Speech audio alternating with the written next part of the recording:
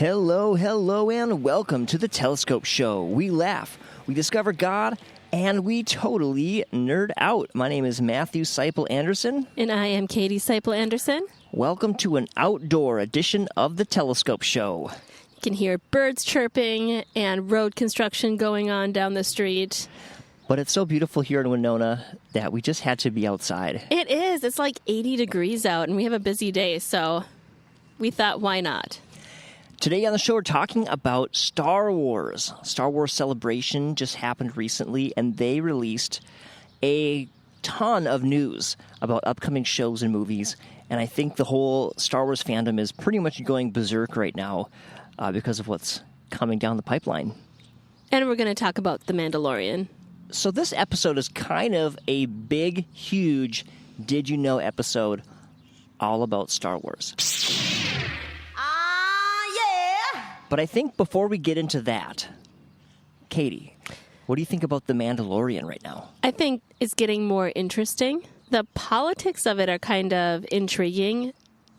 I think I was very surprised to see Jack Black. Oh my gosh, I was so pumped to see Jack Black. And Matt kind of like jumped around on his seat when we were watching it. He's like, is that Jack Black? No. Yes, that's Jack Black. It was so cool. There was Jack Black, and we got Christopher Lloyd.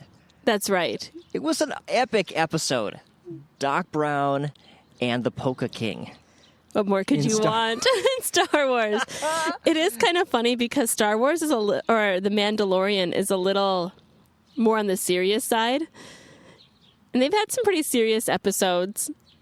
And then you've got like Jack Black and Christopher Lloyd. And Christopher Lloyd just thrown into one in a very colorful, unique episode. It was awesome. I was super happy about that.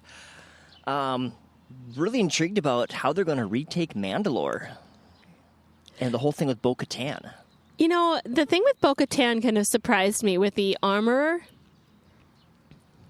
and telling her to take off her helmet, and that's like such a big deal. I don't know. Then I've got some questions, I guess. What does all this mean? It's cool to see this character who's like the leader of this really staunch sect start to soften up and believe that there's something new on the horizon. You know, like the appearance of the mythosaur is almost like this prophetic thing that that she's looking to as a sign. That's true, and it was Bo-Katan that saw it. So I'm sure to her that's kind of a sign towards Bo-Katan when she's like, you walk both worlds. I don't know, it was just interesting. It actually, this is a really terrible analogy, but it did make me think about Jesus. And no, I do not think Bo-Katan is like Jesus, but how Jesus came walking kind of those two worlds, God and man, to make a way for us to be reunited with God. That just made me think about like Bo-Katan with kind of the walking the two worlds, where she can be someone who could maybe unite the different sects of Mandalore. So maybe they could join together and retake Mandalore. Again, a very imperfect analogy, but just kind of like the whole walking two worlds made me think of that. It actually, think about it, Bo-Katan is royalty. Jesus is considered royalty. I think you better be careful with how far down that road you go. It's kind of cool to think about it, though. It gives you a picture. The Mandalorian is not meant to be allegorical in any way, but it's kind of enlightening to have like a visual of some of these ideas, like someone who's royal becoming the emissary to all the common people and reaching out to bring them all together. It's cool. It's a cool story, and it does have a few biblical parallels.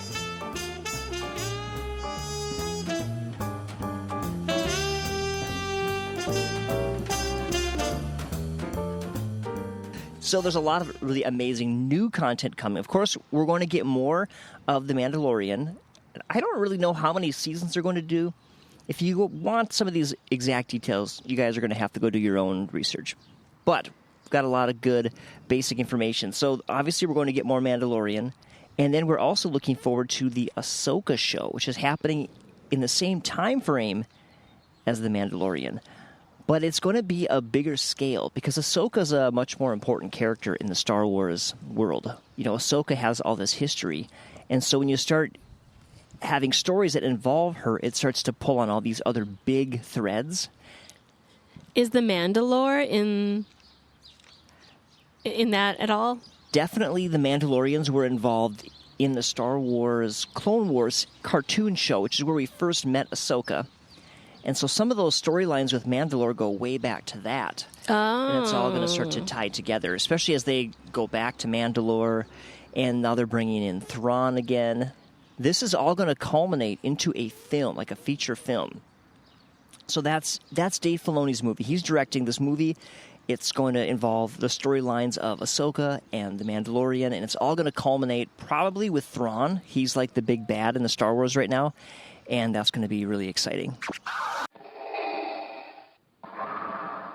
At Star Wars Celebration, they also announced some new eras in the Star Wars timeline. New eras? New times that they're going to start exploring and telling stories from. Oh, got it. Like prior to... Yeah, so I believe the first one of these films that's actually going to come out is going to explore the origins of the Jedi Order.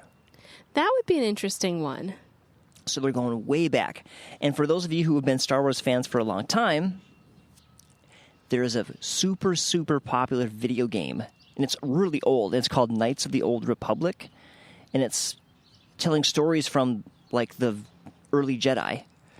So this is going to even be before that. But I think a lot of us are hoping that this is going to lead to that Old Republic stuff. Because there are a bunch of cool stories and things just waiting there to be brought to life. Interesting. Yeah.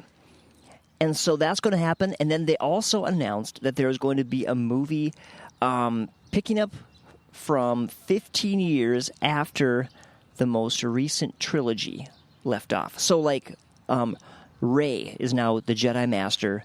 So, sort of 15 years after the end of the last movie she was in, this is going to pick up her story and where things go from there. Interesting. Yeah.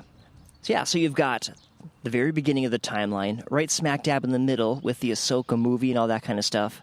I don't know that it will be called Asoka, but, the movie that Dave Filoni's doing, and then in the future moving forward. Is there a timeline in the real world for this stuff to be released? I haven't seen firm release dates yet. They just have them listed sort of in order of when they're going to come out. And there are also a couple other TV shows, and I'll just throw these out there really quick, that are coming out. There's one called The Acolyte, which I'm pretty pumped. I'm very pumped for this one. The Acolyte tells the story of a character who works their way into this sort of secret Sith society and tries to become the apprentice to the Sith Lord. And it's a female character. Acolyte kind of sounds a little sinister. It does. It does. It sounds Maybe interesting. Jack Black will be in there to add a little light. A little If fun. Only. If only that were true. He can be the Sith Lord. That's what he can be. And the final one that they've really announced and made a big deal of is a show called Skeleton Crew. Skeleton Crew has been described as Goonies in space. Or I can literally picture the theme song in my mind, but I can't think of the name of the show. It has a red logo. It was super popular, 4 or 5 seasons, on Netflix, had scary stuff in it. Stranger Things. Oh, I was not tracking with you at all. Yeah, it's been described as Stranger Things in space. Okay. Or kind of Goonies in space. I think it's going to be a bit more serious, but it's basically a coming-of-age story happening in a spaceship with a skeleton crew, not actual skeletons. I'll be honest, I was picturing skeletons. Nice. So I was picturing people in skeleton outfits or something. Shows how much I knew. Yeah, a lot of... I just want to know, are they going to do more with Grogu? Is he going to get his own show, or is he just going to kind of stay with the Mandalorian? He seems like something more should be happening than him just kind of being like a little pet to people. All right, I have a prediction. And it's a whopper. Yes. I predict Grogu teams up with Jedi Master Rey her movie. I thought you were going to say Asoka. Being that his species is long-lived, by the time, like, the timeline progresses and then she's around, he'll be a little older. There's my prediction. I bet Grogu's going to be in that movie. That would be interesting because we have these, like, Mandalorian movies, and then all of a sudden if he pops into One Way later. Although Grogu did choose not to join Luke in his Jedi thing, so maybe Grogu is just a lifetime Mandalorian. I'm just trying to picture him in a helmet. Hey. What's going to happen to his ears? My name's Mini Mando. Would they make him a special helmet for his ears to stick out? Of course.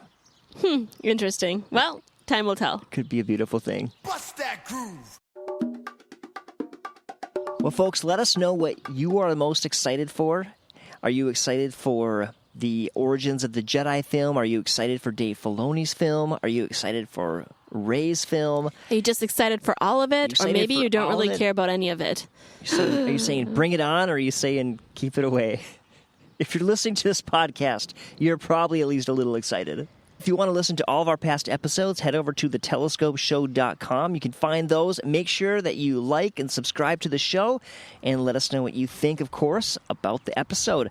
Love you. Take care. God bless. Bye-bye.